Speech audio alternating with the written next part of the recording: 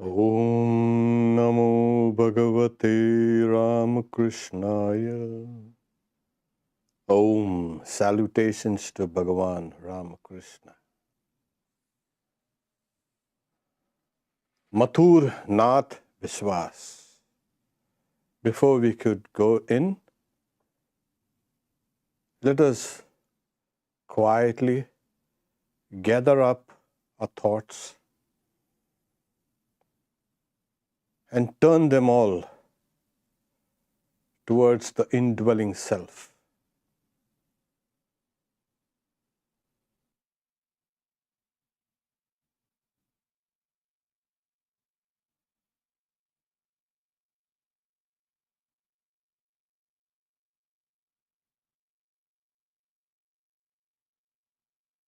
The self that is pure, eternal, infinite. That self which is our real nature.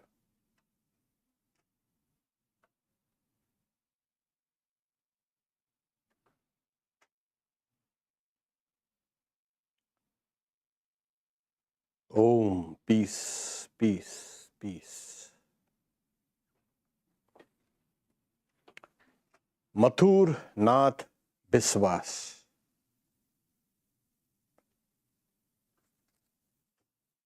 The translation would be, Mathur is sweet. The Sanskrit is Madhur, of course. Sweet Lord. Nath is Lord. There was an old song, My Sweet Lord.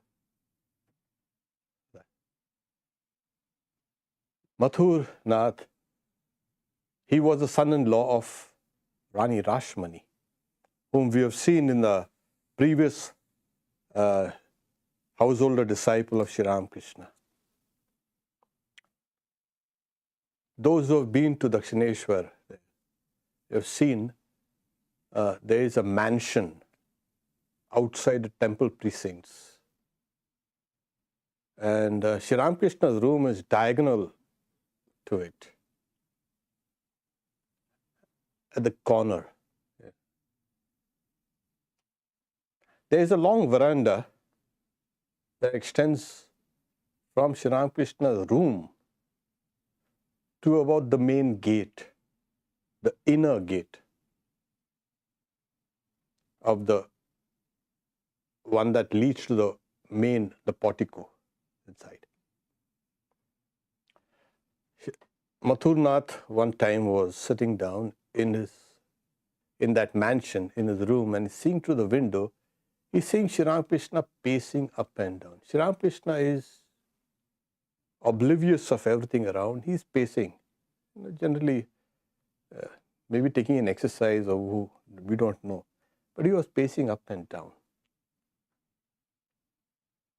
Mathur Babu, Mathur Nath, was sitting down and he's rubbing his eyes. And yet, he's seeing something other than Sri Ramakrishna pacing up and down. Sri Ramakrishna, he says,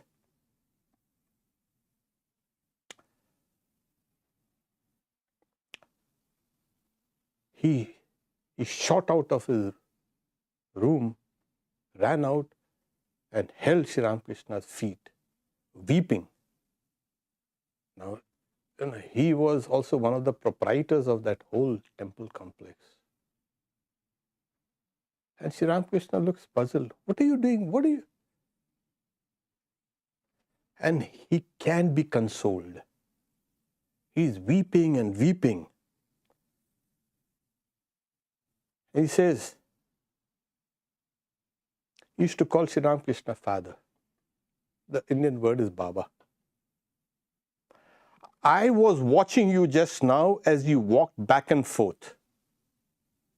I saw distinctly. As you walked towards me, you were no longer yourself. You were the Divine Mother Kali from the temple. Now that Divine Mother Kali in the temple, she's a beautiful looking kind of goddess. called Bhavatarini.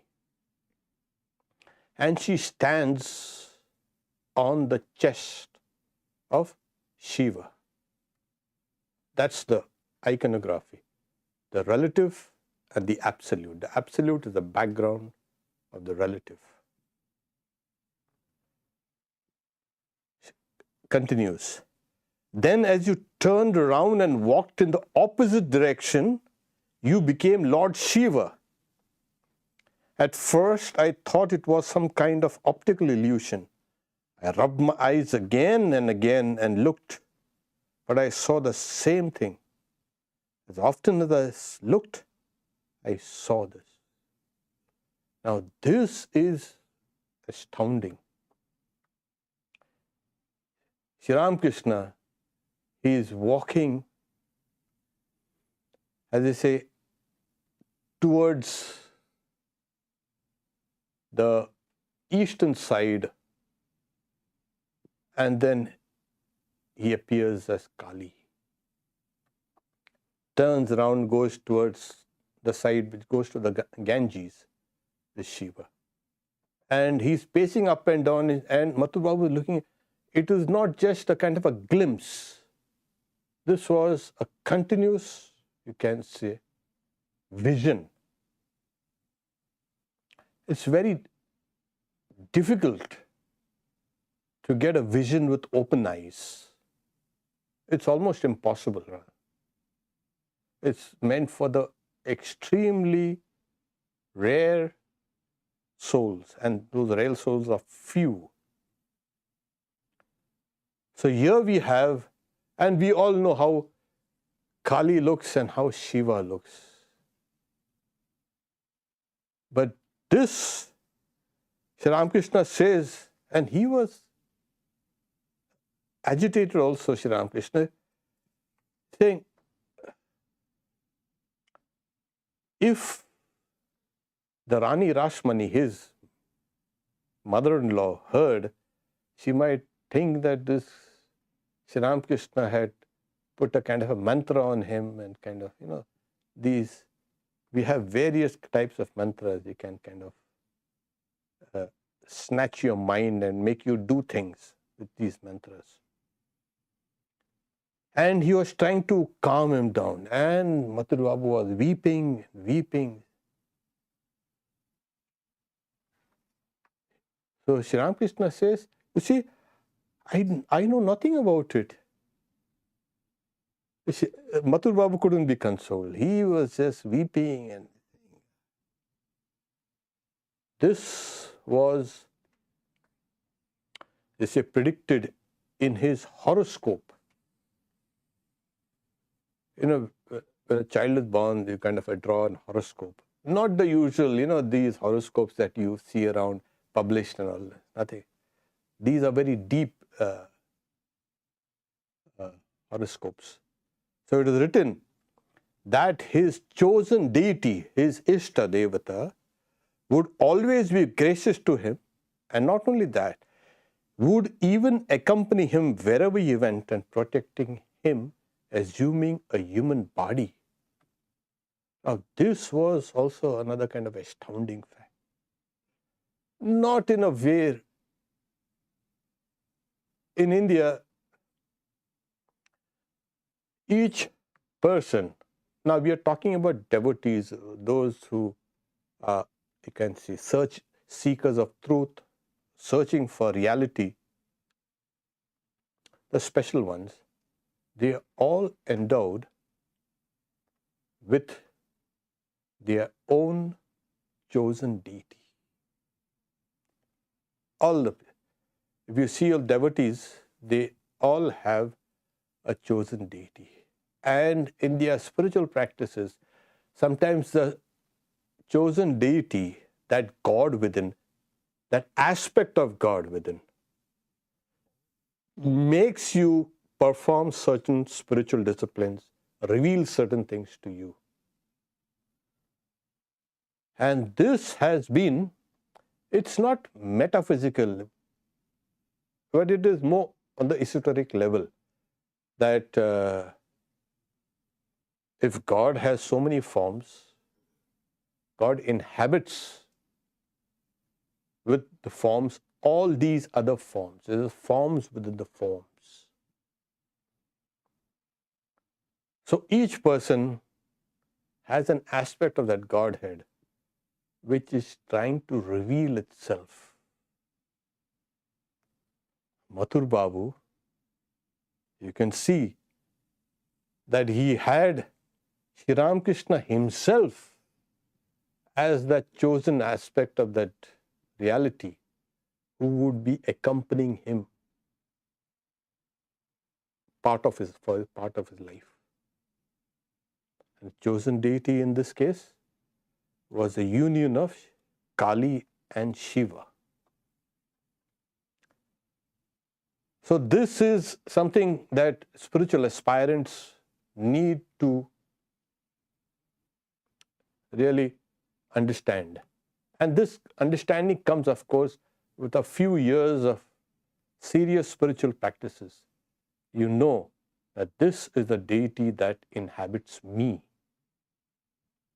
And that conviction becomes so solid. Later on, we will come to one Pandit who says, the conviction that one's chosen deity inhabits the human body is the first stage of divine knowledge. So this was the opening salvo in Mathur Babu's. Very little is known about his early life.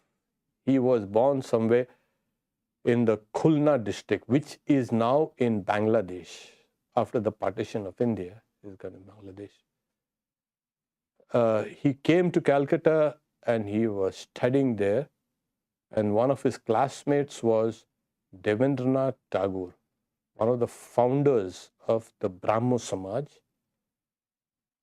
So he was also the father of the famous Rabindranath Tagore, the great poet. So Mathur Babu and Devendranath Tagore were classmates at the Hindu college here in Calcutta. Rani Rashmani and her husband Tej Chandra had noticed his intelligence and tactfulness. He was married to their third daughter, so Karunamai. That was her name. She died early, leaving a son. And Rani Rashmani and her husband Tej Chandra did not want to see Mathur Babu leave the house and everything, like, no. Now he's a widower and he would leave the precincts. So they had him marry the fourth daughter, Jagadamba. So he could be retained in the family. In 1836, when Rani Rashmani's husband Rajchandra passed away, Mathur Babu became the steward of this vast estates and the businesses and the various things, because they were very rich. And to be so rich in those days was really remarkable, because in colonial India, everybody was poor, regardless. But you see some exceptions, and this was one of the exceptions.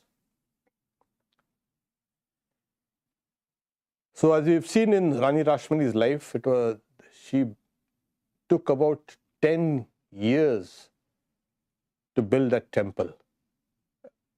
And even before the temple could be built, the Divine Mother revealed to her, "Come on, install me quickly."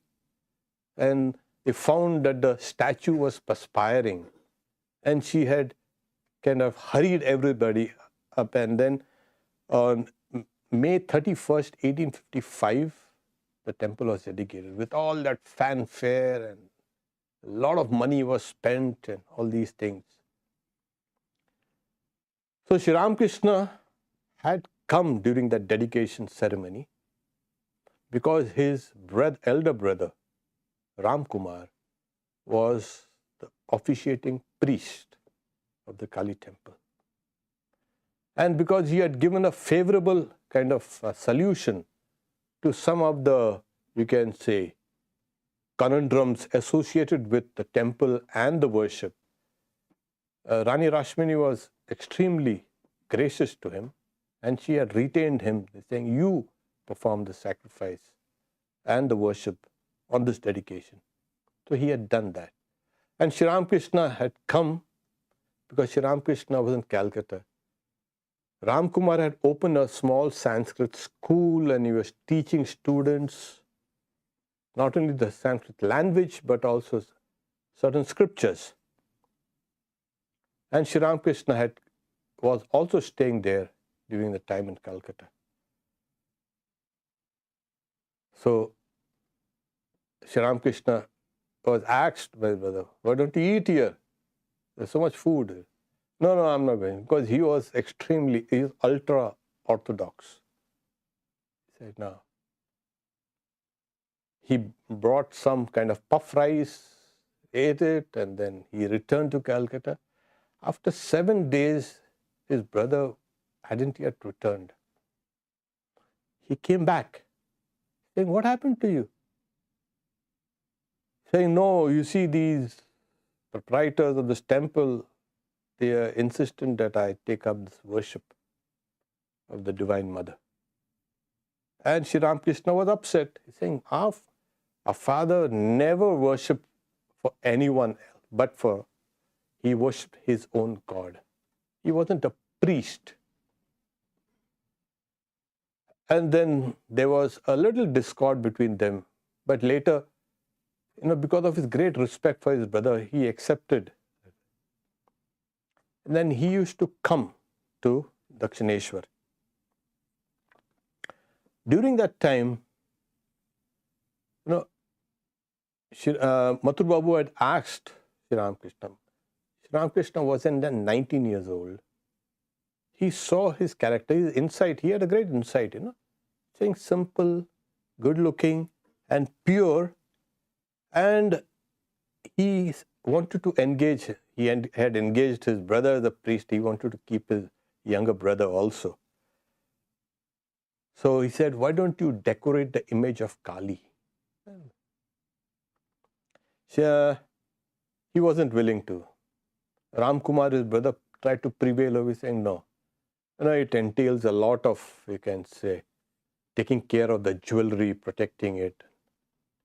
And I'm not going to be responsible for all these things." So, in the meantime, after a couple of months there,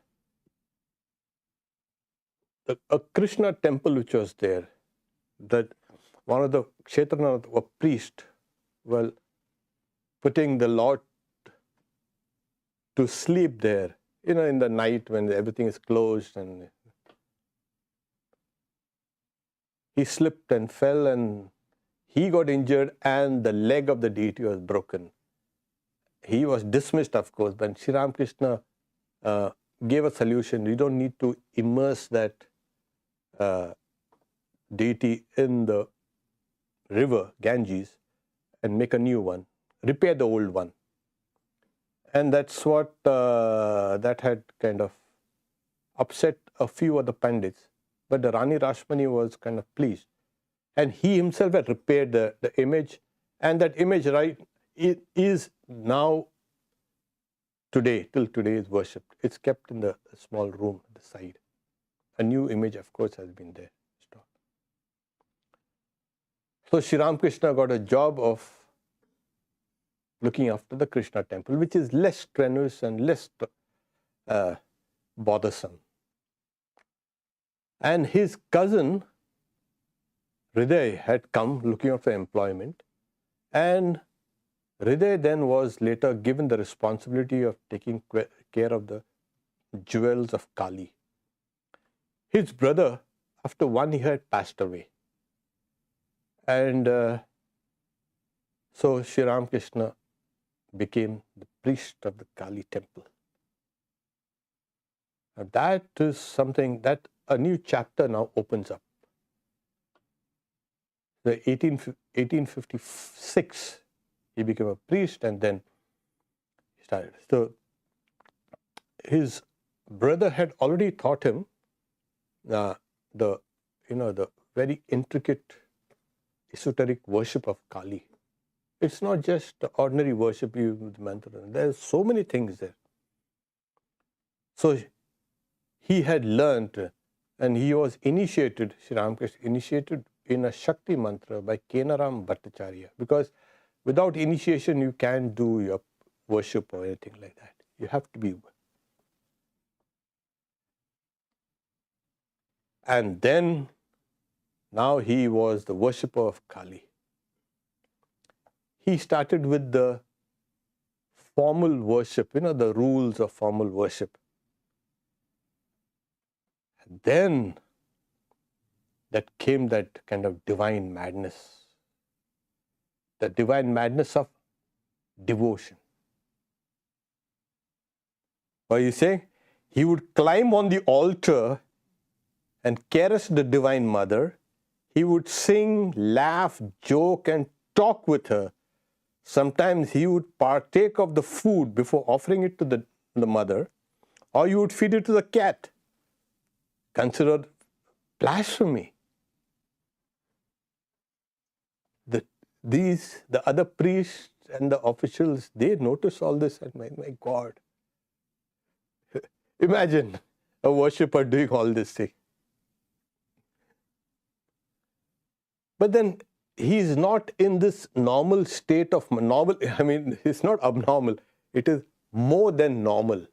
The normal state of mind is we see things around here like this.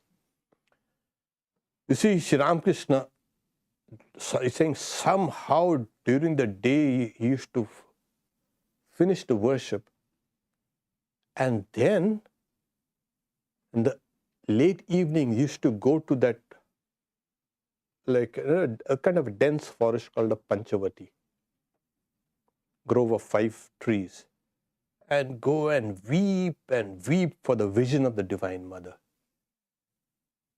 He used to say, is it just a fiction? Are you real? You reveal yourself to Ram Prasad, another mystic. Why don't you reveal yourself to me? And for days and months and years, this continued. His health broke down, obviously because of the strain. He could hardly sleep. Saying for 6 years he went without sleeping. If we go without sleeping for a couple of days, we are off. because of that kind of divine madness that comes. Not madness in the sense of this madness, okay?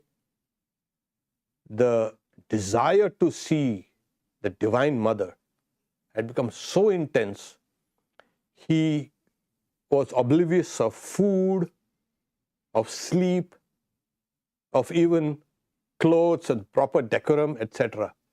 Day and night, he's saying, I used to rub my face, I throw myself on the ground and rub my face on the ground. And it used to bleed. I used to keep on weeping, Mother, Mother, Mother. So this went on for some time. And then saying when he used to worship, this was what he used to do. But when he used to sit down to worship her, saying the intense atmosphere generated during that worship used to kind of put everybody in awe. He's saying as if Vishnu himself is sitting down to worship that Kali. And he had said, saying, he had prayed to the Divine Mother, Mother, I can't do any formal worship for you. So in bhakti, devotion, there are 2 stages. One is the formal worship. That is, you follow the rules and regulations laid by the scriptures. You've got to do so much of meditation, so much of repetition of the name, so much of pranayama, so much this, all these things. Then as the flood tide keeps on building up, pushes all, you can see, barriers, and then there's a rush. That's the higher stage, para bhakti. So the Vaidhi bhakti, that is rules-based devotion, and then the rules are transcended, the higher form of bhakti. This is what. So his formal worship was over, and he had risen to a higher state. And he had said, Mother, who will look after me? I haven't the power to take care of myself. I want to listen only to talk about thee. I want to feed thy devotees. I want to give a little help to those whom I had chanced to meet. How will all this be possible? Mother, give me a rich man to stand by me. That is why Mathur Babu did so much to serve me. So Mother had shown in today's reading the gospel, Mother showed me that there were the 5 suppliers. Mathur Babu was one of them. The first, the provider, as I say. He would look after Sri Ramakrishna's needs. So you wouldn't have to be bothered about the mundane. Mathur Babu is. And Mathur Babu, he was doing all these things, but as you know, he was constantly getting these higher and higher visions. Otherwise, you know what, a doubting mind will kind of say, because Sri Ramakrishna's actions had become so erratic and unconventional that he started having doubts. Is it something unhinged, or is it a divine inebriation? So there was always a doubt in his mind about Sri Ramakrishna. But then, of course, he used to get these kind of visions, so his doubts used to disappear, at least for the time being. So as the officials and the other temple priests, they were kind of grumbling and complaining constantly. Do something for this Ramakrishna. This guy, people will think the worship of Kali is something like this. It is not prescribed in the scriptures. Sri Ramakrishna transcended the scriptures. And when people see such things, I mean, the generality of public will not understand this kind of behavior, this divine fervor. They might stop coming to the temple. You got a mad priest.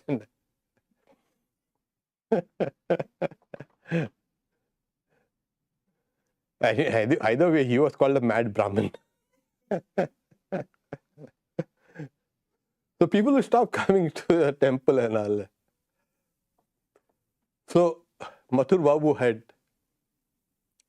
said he came one day unannounced and he saw Sri Ramakrishna's unconventional worship. And he was insightful. So he saw Sri Ramakrishna's worship, and then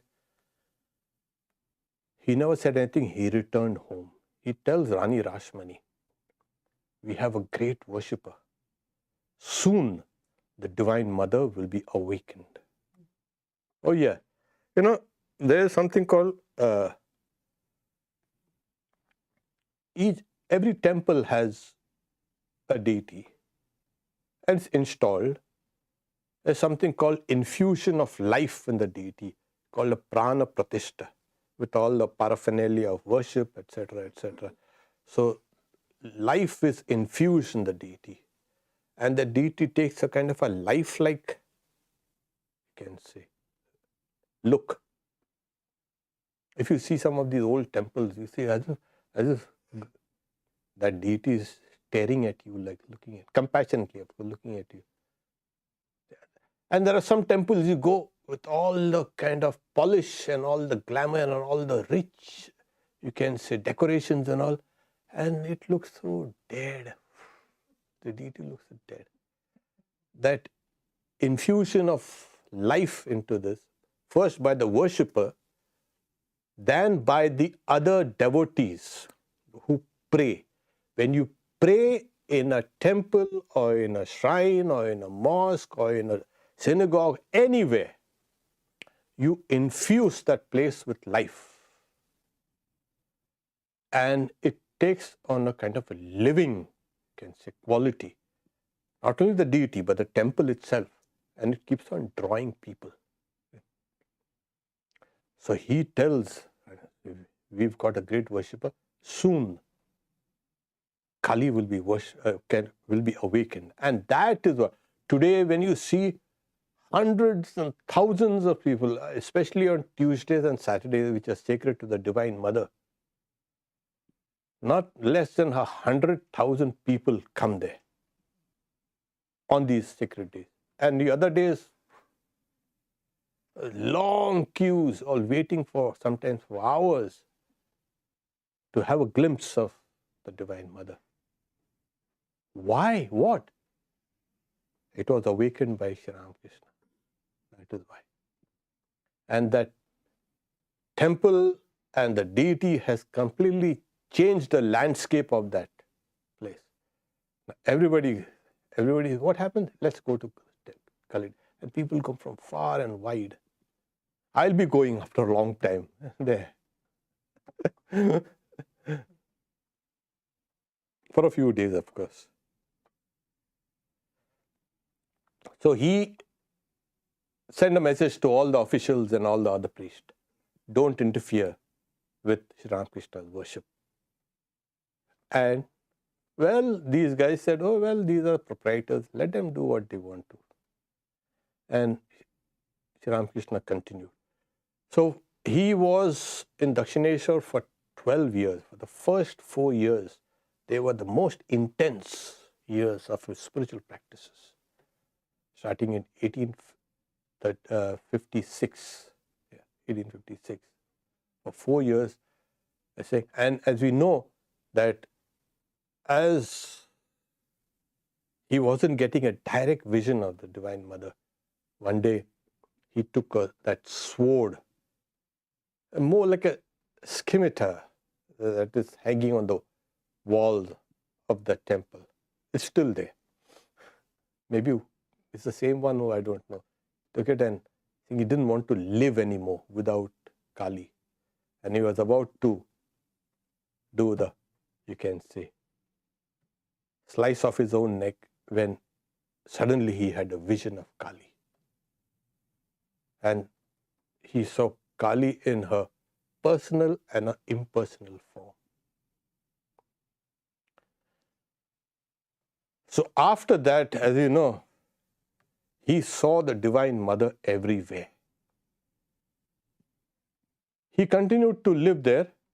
Most of the priestly duties were taken by someone else. Hriday and all these things. He continued to live there. So one time saying,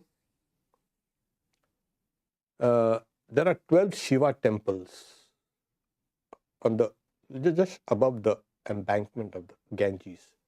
6 on one side and 6 there, the portico inside. We don't know which one of the Shiva temples, but Sri Ramakrishna had gone there and he was singing a hymn. It's called a Shiva Mahimna Stotra, the glory of the god Shiva. And he went into that high state. Tears poured down his cheeks and he cried out. And the priest and they're saying, today he has beaten all records of madness. Maybe he's going to climb on the shoulders of that, that symbol of Shiva. And they started making fun, they all gathered around him. Is he going to ride on Shiva's shoulders? There is still time to pull him out of the temple. And so, and as he was singing that line, which is a very famous line. O Lord, if the blue mountain be the ink the ocean, the ink pot, the biggest branch of the heavenly tree to be the pen, the earth, the writing leaf. And by taking these, if the goddess of learning, that is Saraswati Sharda, writes forever, even then the limit of thy glory could never be reached. Asita giri samam syat kajjalam sindhu patre likati giri vahasam lekate putra murvi. So it's a long it's a very long hymn, and this is one part towards the end. Tata pitta vagunanam isha param nayati. So he went into that kind of state. You see, what happens is he used to become so absorbed in what he was doing or thinking. It became part of him. Like when we meditate or repeat the God's name, japa and this and that, or you even chant, we are separate and that activity is separate. That's all. There's a distinction. In Sri Ramakrishna's case, it wasn't like that. That's one. He became that.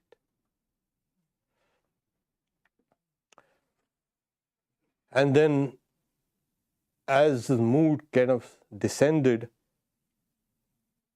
he came down to now. He looked around and he saw everybody gathered around him saying, "What happened?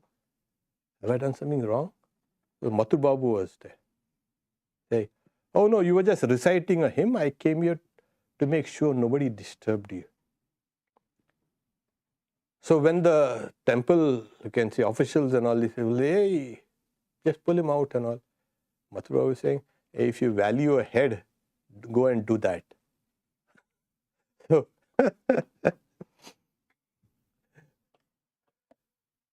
because one time he had slapped Rani Rashmani, because she had wanted him to sing some songs on Kali, and she was thinking of a lawsuit while sitting there listening to him in the temple, and he had kind of slapped her.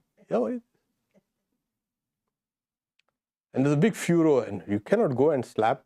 She was, you can say, renowned, venerated by people.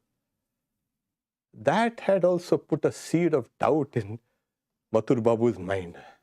He may be a God-man type, but something wrong with him. But he needs to be seen by a physician. That's it. And so Mathur Babu had kind of taken him to an expensive doctor, big doctor, Ganga Prasad Sen, who had prescribed certain medications, etc. And he had also arranged a special diet and cold drinks for him, hoping to restore his system to a normal condition.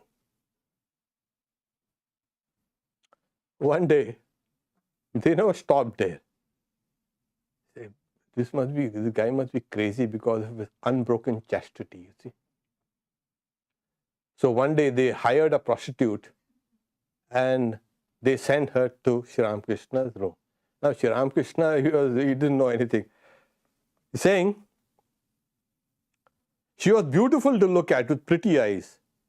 I cried, "Oh mother, mother," and rushed out of the room.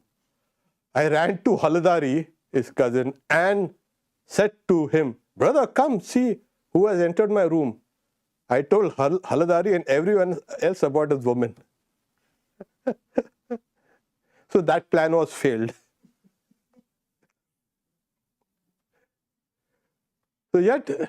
So that plan was failed, okay, but he was always now testing whether he's in a divine inebriation or just a little crazy. So you're saying one time he's arguing with him. God also has to obey his own laws. So Sri Ram, why? One who has made the laws can break it in certain cases if it is convenient. So Mathur Babu said, well, He's saying this China rose, you can't have a red and a white China rose flower on that same branch. So, oh, of course, God can do that. Next day, Sri Ramakrishna was going to the pine grove. He saw the China rose plant, and on the twig, he saw a red and a white in the flower. He plucked it and, yay! He told him, this is what it is.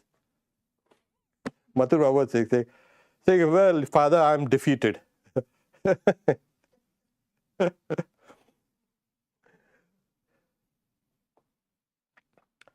Then in 1861, a little later, 1861, Rani Rashmani passed away. Bhairavi, a great, you can say, a yogini, and a great scholar, and a great adept in the various systems of yoga and tantra, she came. She was the Bhairavi. She used to wear an ochre cloth, woman, and she was about 40ish. She used to carry a trident, some books, and she had a huge vermilion marks on her head, and she had Bhairava is called Shiva. They were as associates of Shiva. They are very ascetic. They are itinerant. They are scholars, and they have a lot of occult powers. So nobody kind of pushes them around, And not only occult power, they have that trident, Anyone trying to push them around,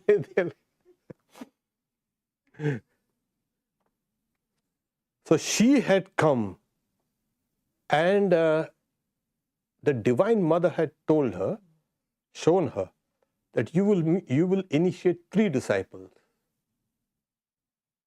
One will be on the banks of the Ganges. She had already met 2 and initiated them, Girija and Chandra. And she was searching for the 3rd. And as she was searching in various places on the banks of the Ganges, one day she came to Dakshineswar. She was climbing up the long flight of stairs from the river up to the embankment on top. Sri Ramakrishna saw her and told Hridaya, hey, call her to my room. And funnily, Sri Ramakrishna never used to do that. And she comes to his room. Sri Ramakrishna is waiting for her. Oh, my child, you have been here. I've been looking for you for years. And then, she was a great scholar. And she started teaching him. She became his guru in the Tantra. Now, there are the various Tantras. There are the Vishnu Tantras and the Devi, that's the Divine Mother Tantras.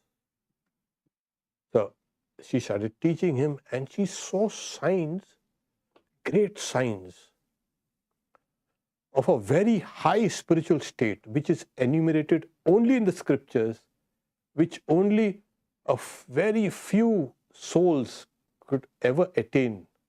It is said that there are 19, the cluster of 19 Mahabhavas, the great, you can say, moods, spiritual moods, all condensed in. And she saw, and she was kind of astounded. So she was now going to prove to the public, and not to the general public. Public will not understand. We had a public like these priests and these staff. They are not going to understand. So she tried to convince Mathur Babu to convene a, you can say, conference of scholars, pandits, who would deliberate on Sri Ramakrishna's states, which she saw similarities described in the scripture. And she would prove that Sri Ramakrishna's madness was not madness. It was these divine, you can say, bhavas, these moods. That's why he appeared like this. So we'll stop here. Okay. For for now. Next class will be given, next Friday, will be given by the Assistant Minister of St. Louis, Swami Chanananda. So, tomorrow we have a Karma Yoga at 10. I'll speak a little on Karma Yoga to a group of Karma Yogis. Those who would like to come, please come. Get your own sack lunch, and we'll provide you ample opportunities to purify your mind. Sunday is Swami Brahmatmananda, Jim Maharaj. He will speak on which spiritual path is the best. There. We also have Ram Nam in the evening, Sunday evening. Okay, for some David, okay. Was Mathur's vision of Ramakrishna as Kali, was that Savikalpa Samadhi? Yes. Because in Nirvikalpa Samadhi, there is no subject and object. In Savikalpa Samadhi, there is subject and object. So, yeah, you can call it. But you see, in this state, Sri Ramakrishna says that he had the vision of the goddess. The whole image suddenly became luminous. Rays of light, he's saying he fell down unconscious. And in that state, he saw an ocean of light and waves rushing towards him from all sides with a terrific noise. And soon those waves submerged him. And he said, I was panting, trying to catch my breath. And then he was pulled down in that ocean of light. That ocean of light is Kali. So the first vision of Kali was to this. Then when the subject and object was completely eradicated, he had the vision of the absolute form of the goddess. So he had both. Bhairavi Brahmani declared Thakur as Sri Ramakrishna as an avatar to a group of Pandits. Do we know which scriptures and what verses were used to show him as an incarnation? These are the Vaishnava Tantras. There are various Tantras, especially those dealing with the descriptions of Radha as well as Sri Chaitanya. Like, take for instance, Chaitanya used to, in that divine efflux, as I say, he used to sweat blood. Sri Ramakrishna also used to sweat blood.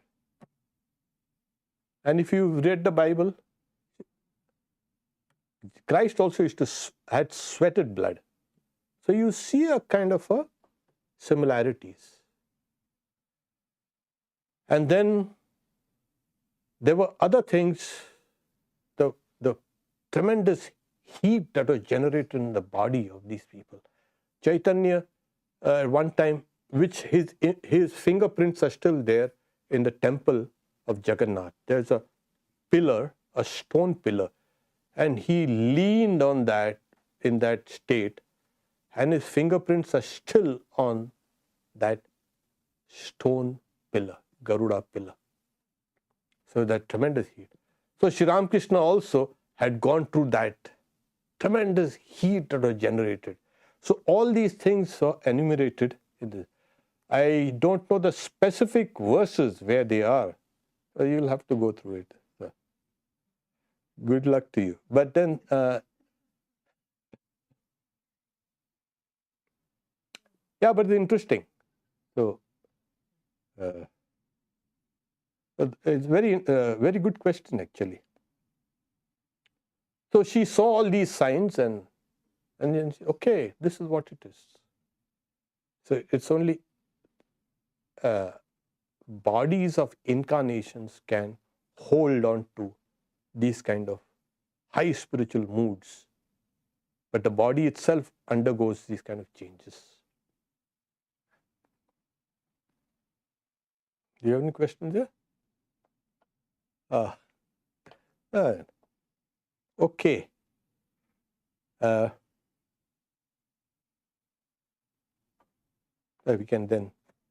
We can stop here for today.